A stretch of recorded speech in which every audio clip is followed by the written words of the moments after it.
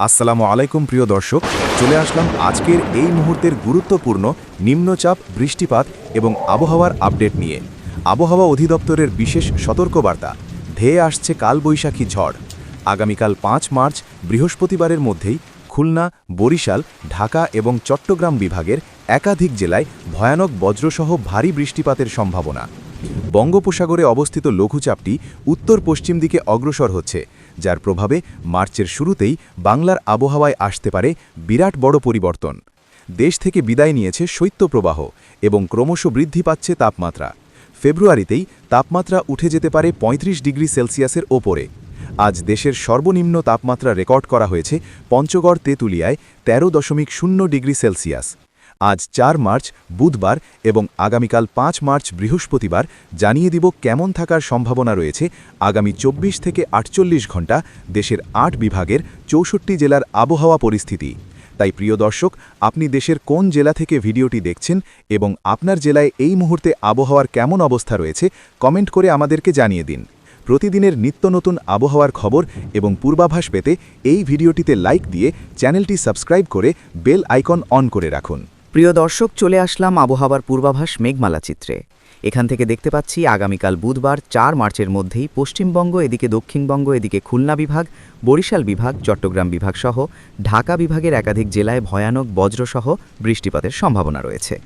এদিকে দেখতে পাচ্ছি খুলনা, যশোর, সাতক্ষীরা, বাগেরহাট, ঝিনাইদহ, মাগুরা, নড়াইল, কুষ্টিয়া, চুয়াডাঙ্গা, মেহেরপুর জেলাগুলোতেও হালকা থেকে মাঝারি পরিসরে বৃষ্টিপাত হতে পারে আগামীকাল বিকেলের মধ্যেই এবং রাতের মধ্যে।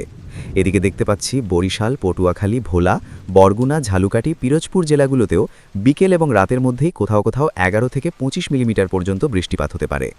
ভারতের পশ্চিমবঙ্গ, কলকাতা, কালনা, খড়গপুর, চন্দননগর, আরামবাগ, মুর্শিদাবাদ, দুর্গাপুর, কাটোয়া এই অঞ্চলগুলোতেও কোথাও কোথাও ১২ থেকে ২৮ মিলিমিটার পর্যন্ত বৃষ্টিপাত হতে পারে।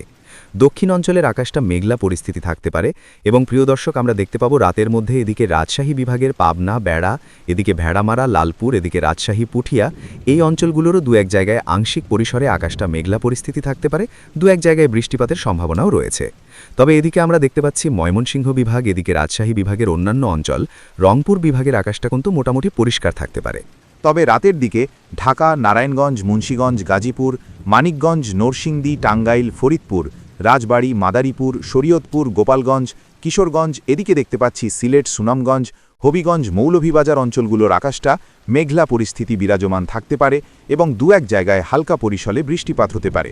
তবে প্রিয় দর্শক, দেখতে পাচ্ছি লঘুচাপের প্রভাবে কিন্তু সরাসরি বাংলায় কোনো প্রভাব বিস্তার করার সম্ভাবনা নেই। আংশিক পরিসরে মেঘমালা প্রবেশ করতে পারে। তবে এই লঘুচাপ কিন্তু আগামী কয়েকদিনের মধ্যেই সমুদ্রে বিলীন হয়ে যাবে। প্রিয় দর্শক, এই মুহূর্তের ইউরোপিয়ান ভূ উপগ্রহ স্যাটেলাইট চিত্র থেকে দেখতে পাচ্ছি এই মুহূর্তে খুব একটা বাংলার আবহাওয়ায় মেঘমালা নেই। তবে আংশিক পরিসরে ঢাকা, নারায়ণগঞ্জ, মুন্সিগঞ্জ, গাজীপুর, মানিকগঞ্জ, নরসিংদী, টাঙ্গাইল, ফরিদপুর, রাজবাড়ী, মাদারীপুর, শরীয়তপুর, গোপালগঞ্জ, কিশোরগঞ্জ, এদিকে দেখতে পাচ্ছি নোয়াখালী, লক্ষ্মীপুর, ফেনী, কুমিল্লা, চাঁদপুর, ব্রাহ্মণবাড়িয়া, এদিকে রাজশাহী। প্রিয় দর্শক, শৈত্যপ্রবাহ বিদায় নিতেই দেশের তাপমাত্রা ক্রমশ বৃদ্ধি পাচ্ছে। ঢাকা বিভাগে দেখতে পাব আগামীকাল সকাল এবং দুপুরের মধ্যে সর্বোচ্চ তাপমাত্রা উঠে যেতে পারে ৩৮ ডিগ্রি সেলসিয়াসে। বরিশাল বিভাগে ৩৬ ডিগ্রি, খুলনা বিভাগে ৩৭ ডিগ্রি, চট্টগ্রাম বিভাগে ৩৮ থেকে ৩৯ ডিগ্রি। প্রিয় দর্শক, এই ছিল আগামীকালকের আবহাওয়ার সম্পূর্ণ পূর্বাভাস। কেমন লাগলো কমেন্ট করে জানিয়ে দেবেন। পরবর্তী আপডেট সবার আগে পেতে চ্যানেলটি সাবস্ক্রাইব করে বেল আইকন অন করে রাখুন। আল্লাহ হাফেজ।